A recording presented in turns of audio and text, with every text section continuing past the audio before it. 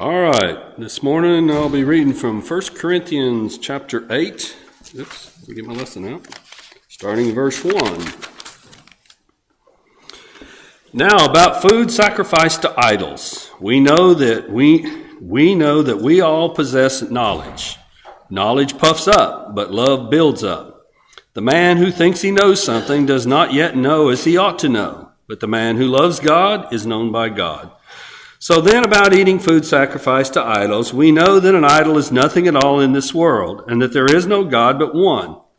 For even if there are so-called gods, whether in heaven or on earth, as indeed there are many gods and many lords, yet for us there is but one God, the Father, from whom all things came and from whom we live, and there is but one Lord, Jesus Christ, through whom all things came and through whom we live. But not everyone knows this. Some people are still accustomed to idols that when they eat such food, they think it as if having been sacrificed to an idol, and since their conscience is weak, it is defiled. But food does not bring us near to God. We're no worse if we do eat, and no better if we do. We're no worse if we do not eat, and no better if we do. Be careful, however, that the exercise of your freedom does not become a stumbling block to the weak. For if anyone with a weak conscience sees you who have this knowledge eating in an idol's temple, won't you be emboldened to eat what has been sacrificed? Won't he be emboldened to eat what has been sacrificed to idols? So this weak brother for whom Christ died is destroyed by your knowledge. When you sin against your brother in this way and wound their weak conscience, you sin against Christ. Therefore, if what I eat causes my brother to fall into sin, I will never eat meat again, so that I will not cause him to fall. Let's pray. Lord, we thank you for today. We thank you so much for your word, and we thank you for all that you do.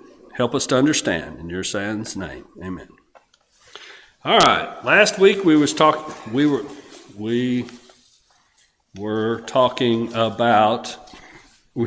about marriage. Specifically, it started off as following up on the previous week's lessons.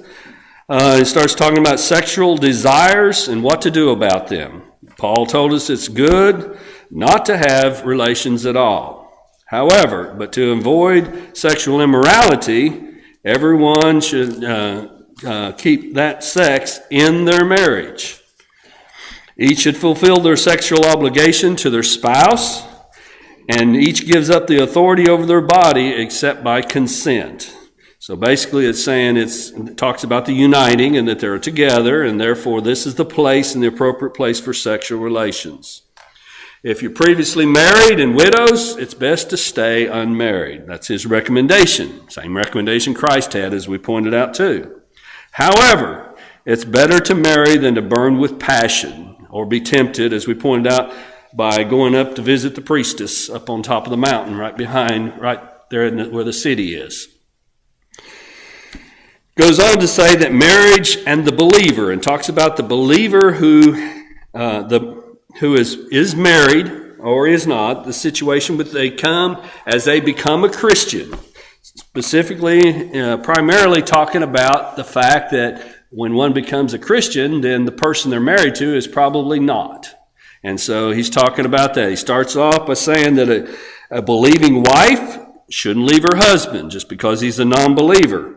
However, if she does, and we talked about situations where it would be appropriate that she would separate from him, but she would remain unmarried because she's still bound to him. But she would separate because of the lifestyle that he might live in or the things that are going on in his life as a non-believer.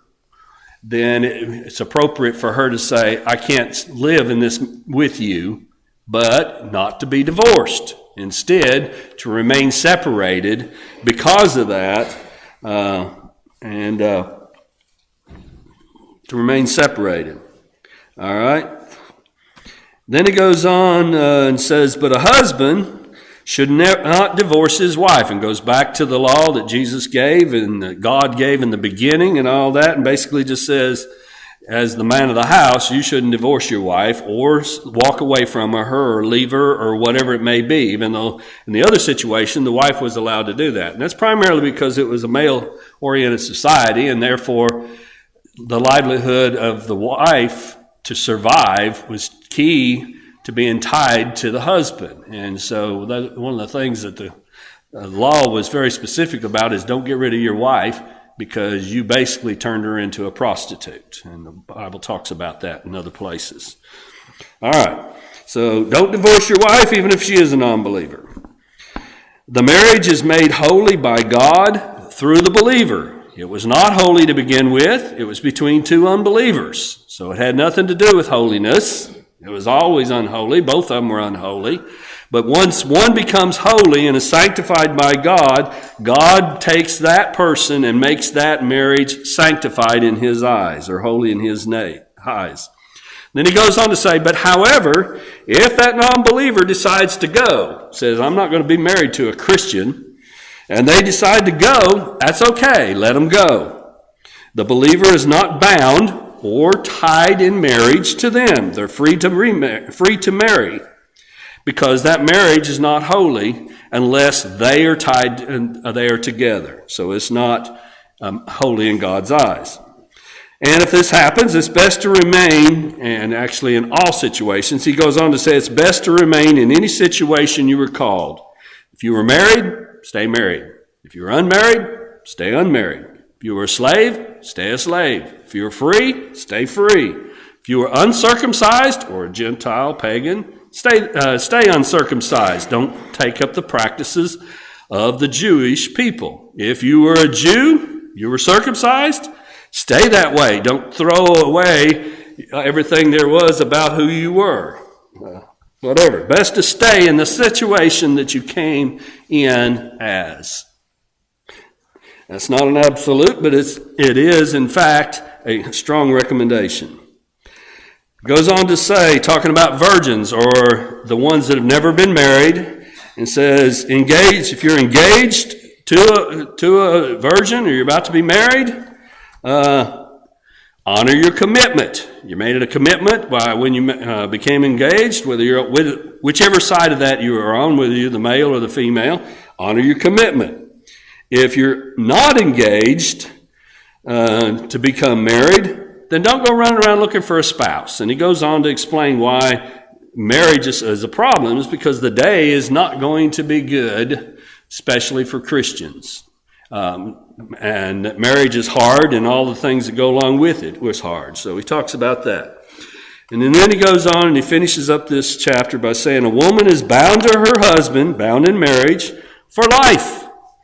But if he dies, she is no longer bound. She is free to remarry. And then it goes on, and I don't know if I pointed it out or not, but he specifically says to remarry only in the Lord. And one of the key things is that's no different than what he wants from all his people from the beginning. And we don't practice that way as strong as we probably should. And that's when you get married, find someone that is of a believer. When you're 18, when you encourage your kids and all those, we look for people, and a lot of times we're not looking in the right places. The end result, normally not good. And I'll take a step and point back to God's requirement or direction to his people, Israel. When they came into the land of Canaan, he basically said, do not intermarry. Marry a believer, a person who belongs to God. That was a directive to them, because the end result was if you married foreign women or husbands, they were going to drag you away most likely and cause you to leave him, which is exactly what happened with Israel repeatedly. Remember Solomon, how he had 700 wives? And his wives caused him to fall away from God, even though he had all wisdom and everything else. Eventually he came back. Indications are that he came back stronger to God in his later writings and stuff. But it looks like they did draw him away.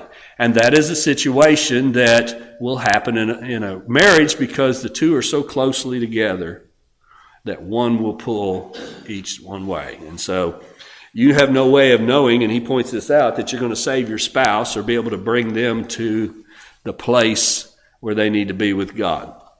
All right.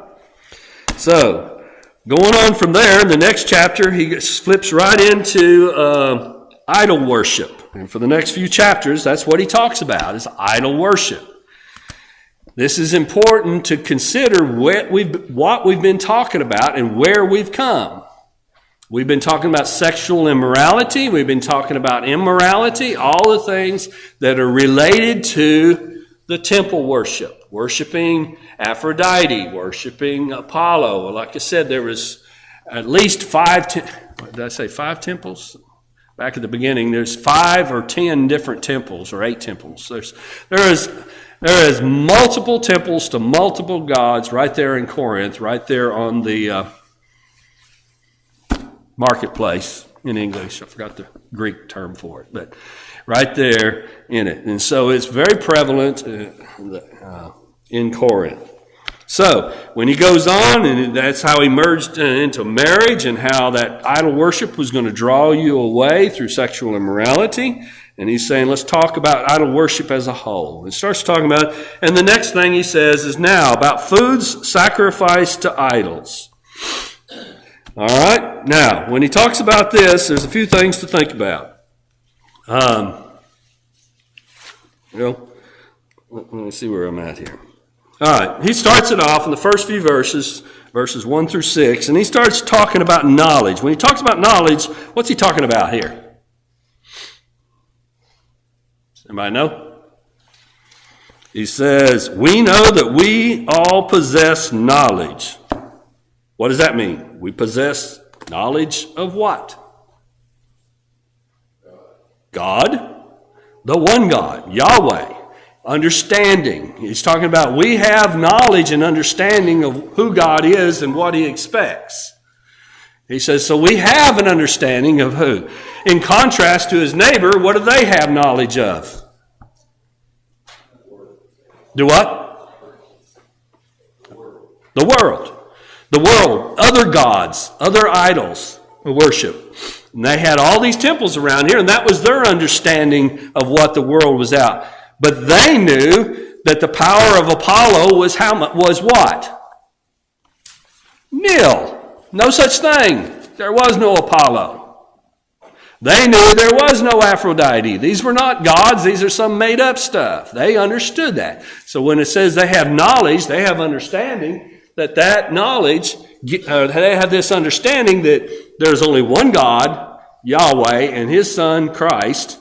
And all that other over there is just jibber jabber. It's nothing. So therefore, it means nothing. You can't worship an idol you can't worship Apollo because Apollo doesn't exist.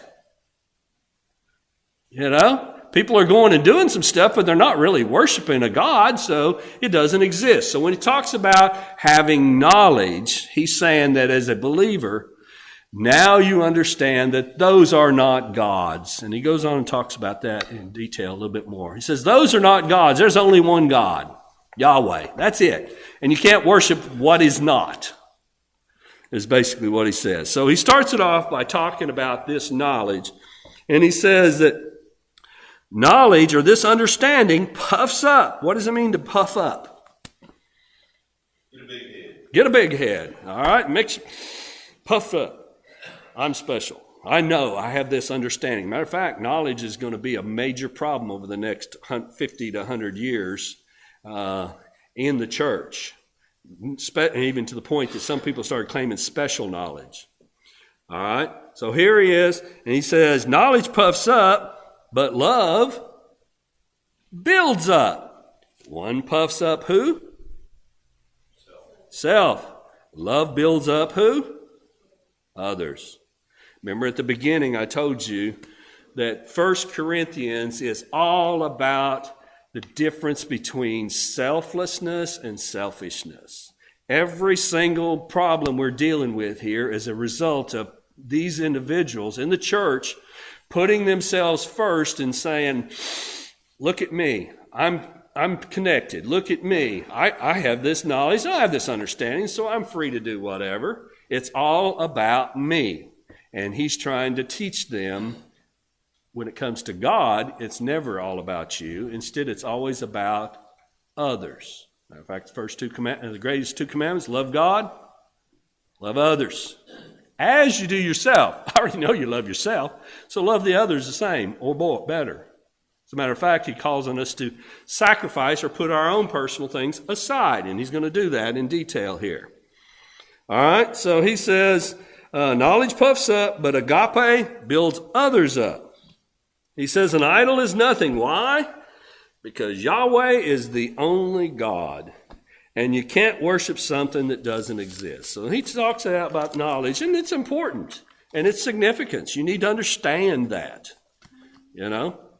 But there were some issues, and he starts talking about eating of meat and why it is an issue. First of all, when they got most meat, how did they get it? You're in Corinth. Where did you get your meat?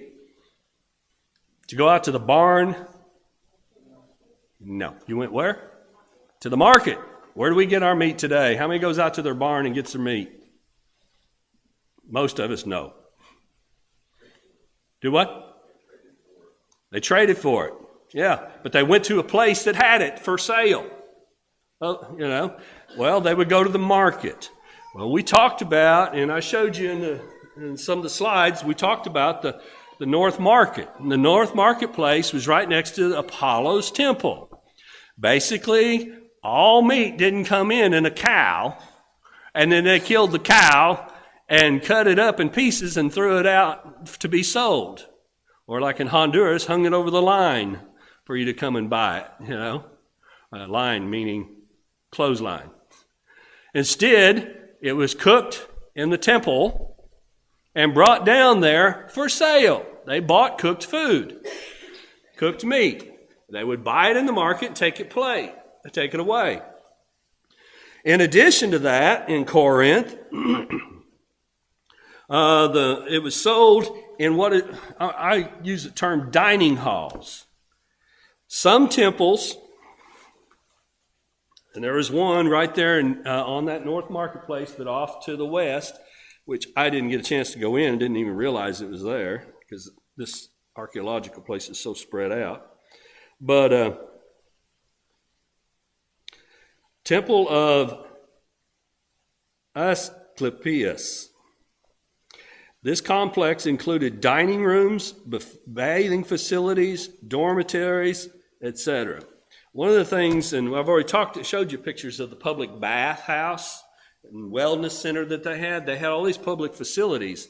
And adjoining the temple, a lot of times they would have a dining hall, or in even dormitories or public bathhouses and different things for the public to come use. And so meat that was taken out of there would be put into the dining hall to be sold. Instead of to be sold and took home, what do you think they did with it?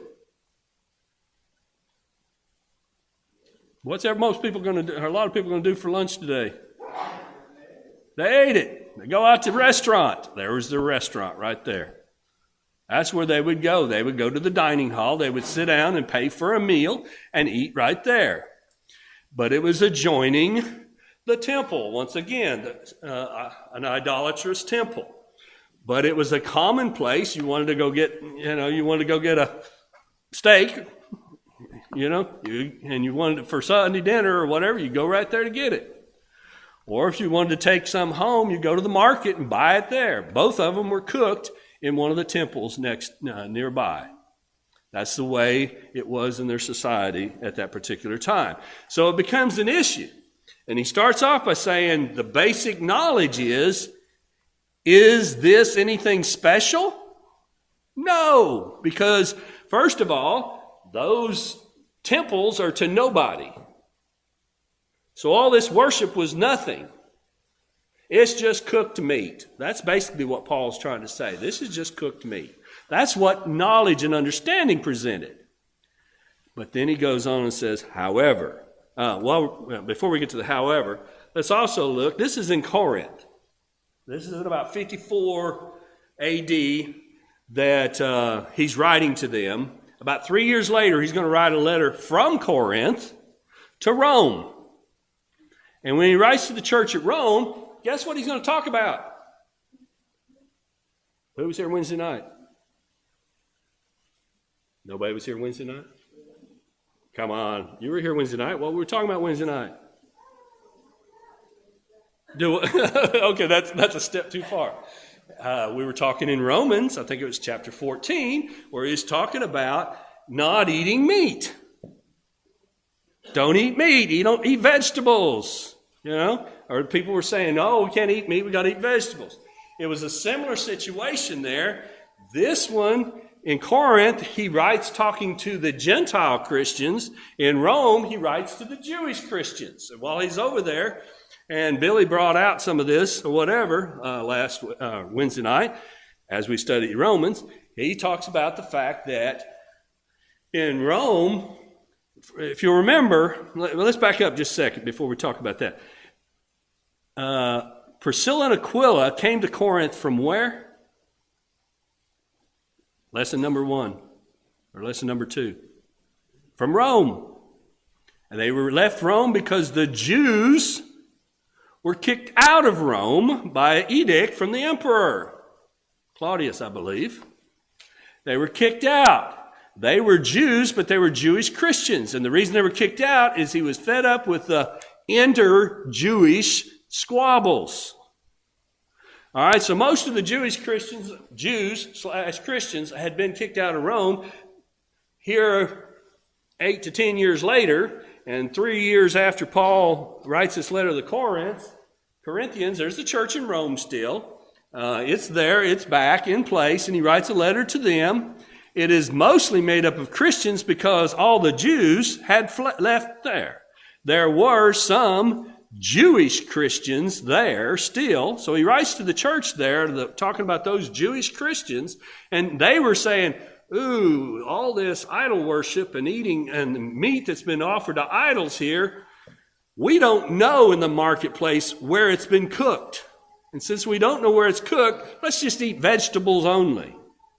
So the Jews, in order to make sure that they were not eating pork or eating something that was sacrificed to an idol or something that would violate the Jewish customs, had chose to back up and eat just vegetables. And probably the Gentile brother, who outnumbered them in mass, was after them and basically saying, "Yeah, that's ridiculous. Don't do that." And Paul's point to them was the same point he's going to make here to these Christians. It's the exact same point, and that basically has to do with it doesn't matter. It's not about meat. It's about your brother. Remember, we started this chapter off by saying it's not about what you know and your understanding of the truth. It's about love. Not about your knowledge. It's about your brother, loving your brother. And so he's going to tell the same thing in Romans that he's going to say here. Okay, basically. All right, with that in mind, so we got those two situations, and then one more situation that talks about meat, and it's found in Acts. Acts chapter 15. Yes. Anybody remember what happens there? Do what? No, that was later than that. Peter had already seen it. Paul had been with Barnabas up in Antioch, and there was a big argument about Judaism and the fact that some Jewish Christians were trying to make Christians become Jews first and then Christians. And so they go down and they have what the Bible or people have traditionally called the Jerusalem Council. They go down and talk to the elders and the apostles at the church in Jerusalem. And there they ask him, well, what about these Gentile Christians? And basically James speaks for the whole group, and he tells them that he says, we don't want to put an undue burden. They don't have to become Jews because it's not about Jews. It's about the grace of God. He says it correctly. I mean, he should. And then he goes on to say, we need to encourage Gentile Christians to do the following. Abstain from foods that's polluted by idols, abstain from sexual immorality, and abstain from meat of strangled animals that have the blood in them. That's the only recommendations that they give in this particular gathering, and they send Paul and Barnabas and some other men back to Antioch with that guideline. So that's the guideline that was given years before to Paul.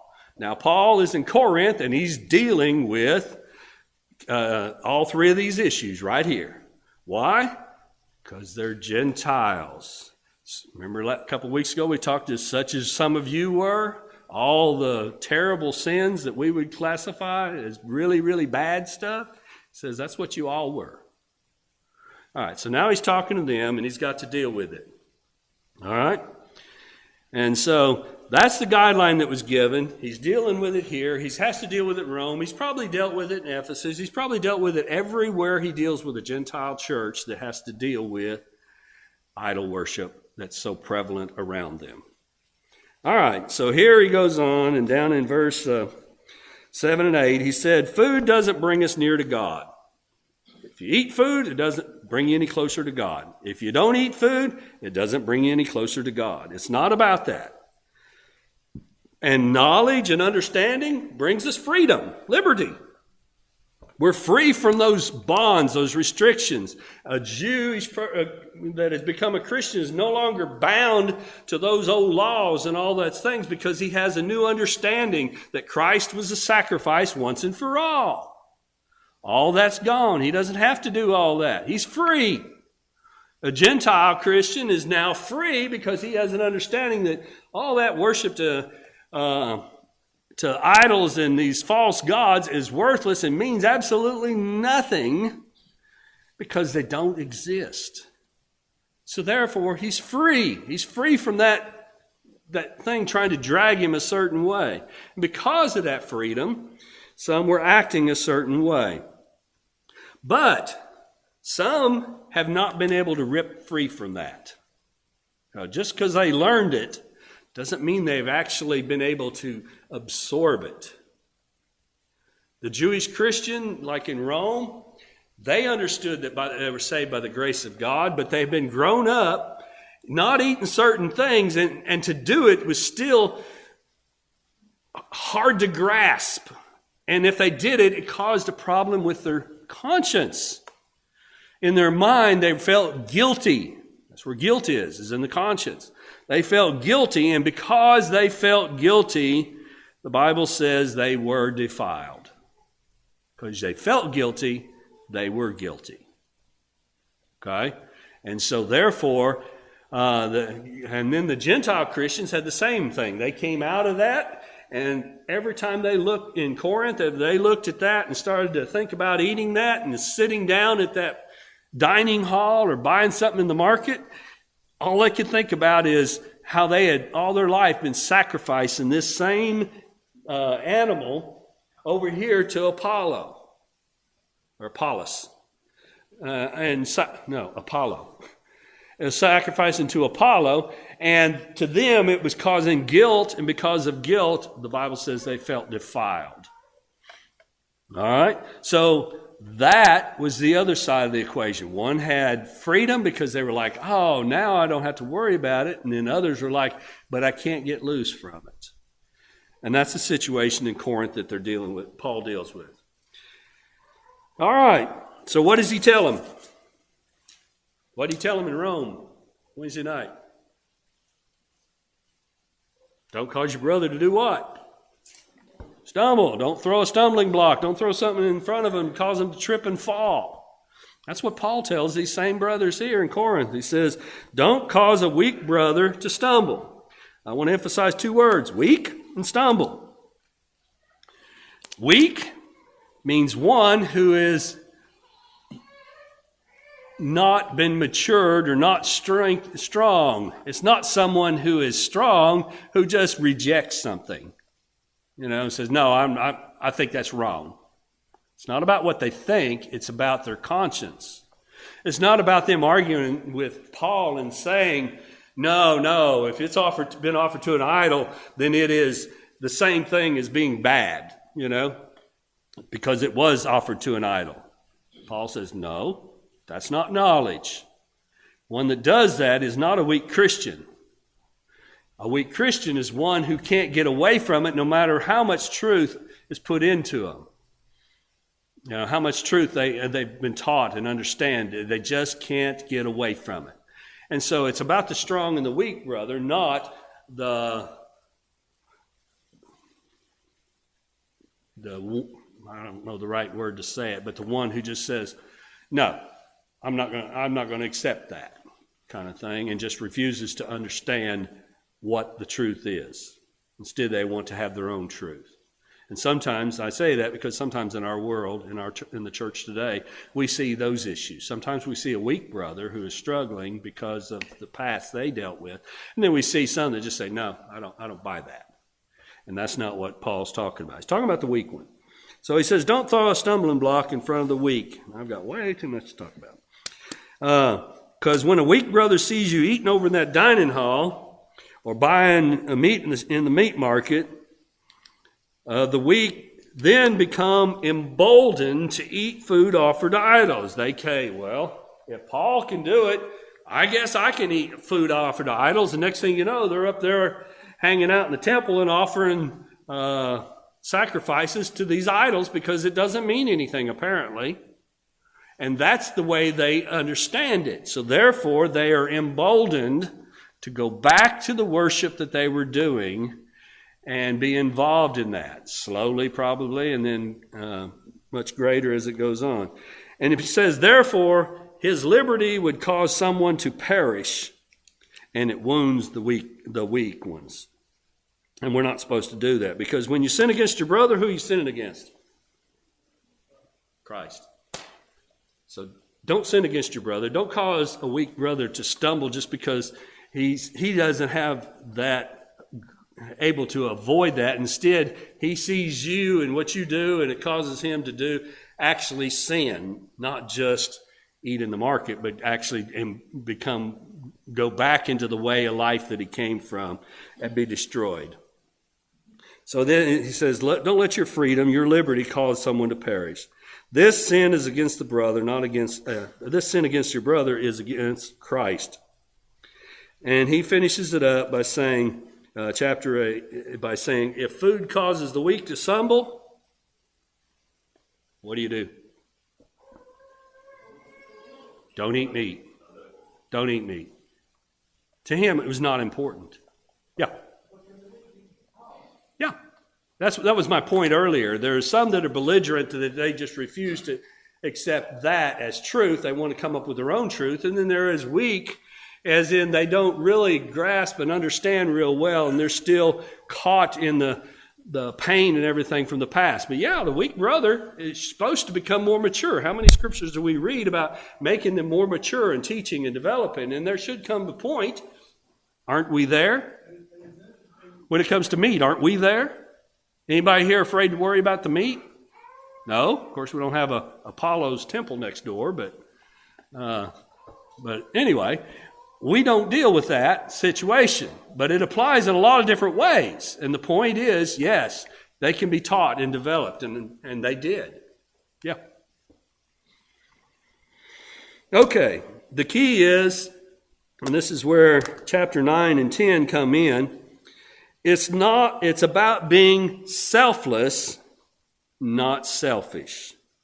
In the first part of chapter 9, Paul talks about himself as being Christ's apostle and a servant.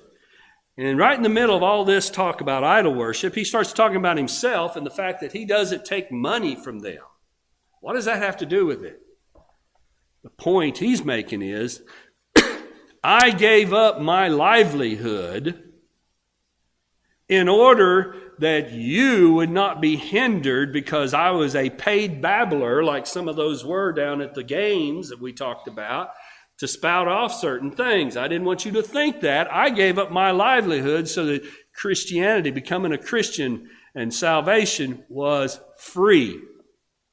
You know? I mean, some of our televangelists ought to take a clue from this. It was free. He wasn't interested in money, and to prove that, he gave up money just like he would give up meat or anything else. He gave up the money there, even though he was a preacher, he was a had started the church there. Many of them he was responsible for them becoming Christians. Even though he was an apostle. And he goes on and quotes the Bible in all these different places where he made it very clear that he was entitled to receive compensation because he was preaching the gospel. And that was acceptable. But because of who he was, he voluntarily preached so that the gospel would be free to them, and there would not be a stumbling block. There would not be something to trip them up. Okay, he goes on in verse 19 through 23 and says, I became a slave. What is a slave? How many rights does a slave have? 0. He became selfless, no rights, even though he had those rights. He gave up all his rights by becoming a slave to the gospel so that he could win as many as possible. As a matter of fact, he goes on, he says, I became a Jew to win Jews. He became to all men what it took to be that. To a Gentile, he'd lean on his Gentile presence. To be a Jew, to the Jewish person, he'd lean on his Jewish background. What was the other one example he says? And then to the weak, I'll become weak as well. That brother that's weak, I'll become weak. I'll step back. I'll let him, I won't exert my strength over him. I will become weak so that he can be saved. It was not about Paul. That's what he's trying to say. It's about being selfless. It goes down in chapter 9, verse 24 to 27. He says, get out there and run that race like you want to win. Right in the middle of all this, he's talking about running the race. Races? What races? Guess what they're doing right now? The Olympics, or one of the other variations that were taking place every 2 years there. If they weren't running it at that particular moment, they were training for it because it was next year or in 6 months. Some of them, there was a spring and a fall event. So they were either training or whatever, and he says, I want you all to be successful. I want you all to win. I want you all to get that crown of life that John talks about. I want you to win. And to get across that thread, just like all these athletes, what does an athlete have to do to be successful? Train. Train. Work at it, work at it, work at it. As in, how do they work at it? I think I'll work today, not tomorrow. Yeah, I'll lift weights the next day. Ice cream sounds good. Let's just go get a bucket of ice cream. No, it's what? Relentless. Selfless. You put the race ahead of everything. He says, I will buffet my body or beat it up if that's what it takes to win the race. And that's what he wants to do, and that's what he's encouraging them to do when it's dealing with your brother. Don't be selfish, be selfless. Go after it like you want to win. And then in chapter 10, he goes on to finish up this section about idolatry. And in chapter 10, he starts talking about Israel and their history. And he starts talking about Israel and how even from the moment they came out of Egypt, what did they do about these other gods? They were convinced Yahweh was Yahweh, but just in case, we'll also, and not just in case, but in addition to, let's go ahead and worship this one so we'll have good plantings or good rain, or we'll have this or that. They embraced those, but even though they claimed Yahweh, all through Israel's history until they were taken away. And all the way through all this, they did this, and what did God do? He used an example, kills 24,000 at one time. At different times, he would strike them dead for the things they did on the way to Canaan. And then after the Canaan, they got there. They were always flirting with idolatry, and that brings about sin. Don't cause your brother to be so close to the idolatry that's going on, flirting with it, that they become engrossed and go back to where they came from. That's what he's trying to say. Instead, learn a lesson. Get away from it. If you're having problems with it, don't even hang out in the dining hall. Go somewhere else. Stay as far away as you can. Flee it. Because sin is going to bring destruction and death. And therefore, verses 14 through 25 and verse 18, it says, let me find that. This is chapter 10, 18. Nope. No, 10, 18. Yeah. Yeah. Anyway, he says, flee idolatry. Go away from it. Do what? 14. Yeah. Therefore, my dear friends, flee from idolatry. Get away. Look at the people of Israel, verse 18. Those who ate the sacrifices participate in the altar. Not that a sacrifice is anything, and he goes back to that and starts talking about it.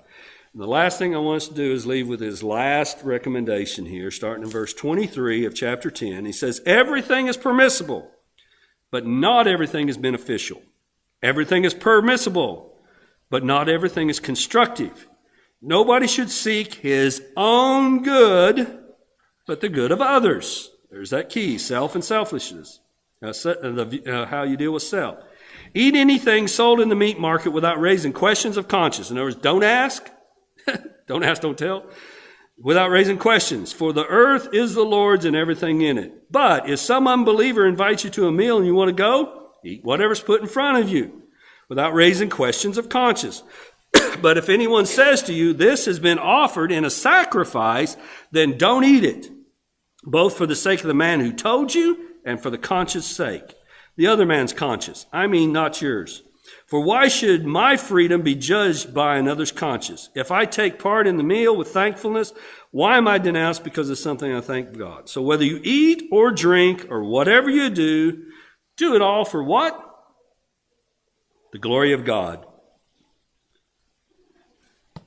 Do not cause anyone to stumble, whether Jews, Greeks, or the church of God, even as I try to please everybody in every way. For I'm not seeking my own good, but the good of many, so that they may be saved. Follow my example as I follow the example of Christ. All right, any last thing there? I know we ran over. I was trying to squeeze two lessons into one because they all tied together. All right, next week we'll be looking, and let's get this lesson right. It's lesson number in the book, lesson number 9, starting with chapter 11. Lesson 9, chapter 11. And now we'll be talking about not idol worship, but Yahweh worship. All right, till next week.